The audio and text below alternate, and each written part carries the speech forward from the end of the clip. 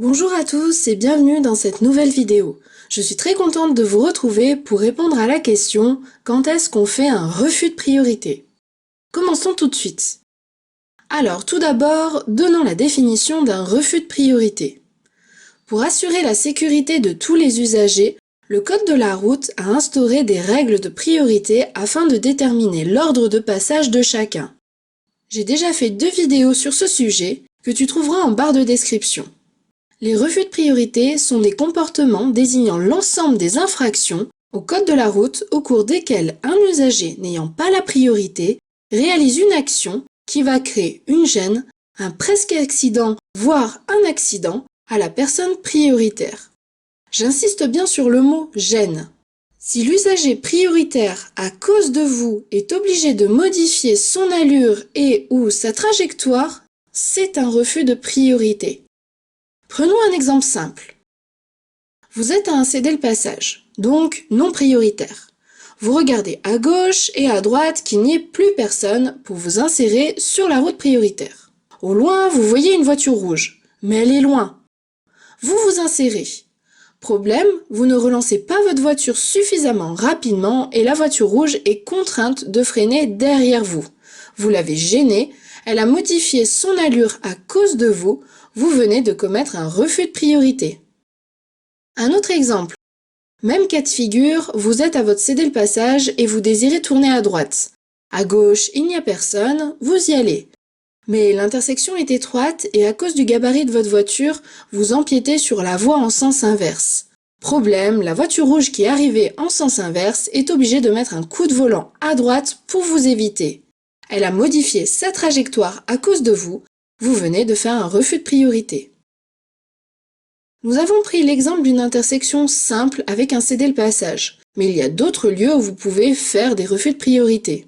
Par exemple dans un giratoire. La voiture est loin, vous vous insérez, mais vous n'accélérez pas assez et la voiture rouge derrière vous se met à freiner.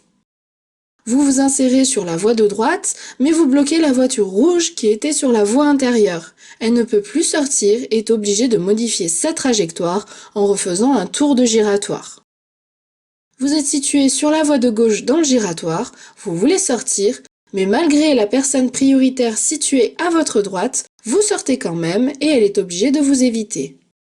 À une priorité à droite, la voiture rouge vient de s'arrêter pour analyser notre comportement, mais je passe alors que c'est bien elle qui est prioritaire. À un passage piéton, le piéton attend sur le trottoir au niveau de son passage piéton. Il peut se situer du côté droit ou du côté gauche de la chaussée. Si je ne m'arrête pas pour le laisser traverser, je commets un refus de priorité. À un véhicule prioritaire si je ne me sers pas pour lui permettre de me dépasser. Le refus de priorité peut engendrer un accident de la route. C'est pourquoi l'infraction est sévèrement punie. Chaque fois qu'un usager transgresse les règles de priorité, celui-ci commet une infraction de 4e classe qui s'accompagne d'une amende forfaitaire de 135 € et d'un retrait de 4 points sur le permis de conduire.